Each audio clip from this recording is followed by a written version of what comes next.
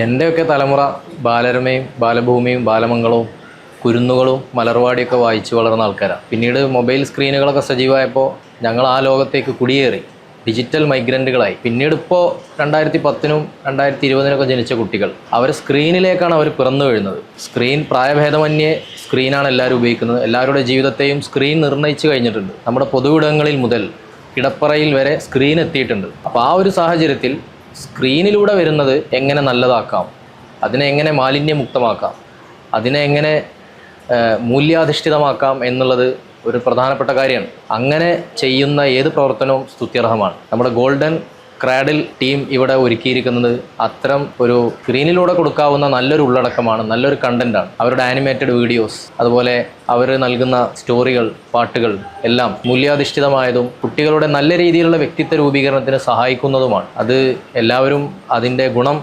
ഗുണഭോക്താക്കളായിട്ട് എല്ലാവരും മാറണം എന്ന് പ്രത്യേകം ആവശ്യപ്പെടുകയും ഗോൾഡൻ ക്രാഡിൽ ടീമിനെ പ്രത്യേകം അഭിനന്ദിക്കുകയും എല്ലാ ആശംസകളും അവർക്ക് നേരുകയും ചെയ്യുന്നു. Download now, Baby Kids Education app.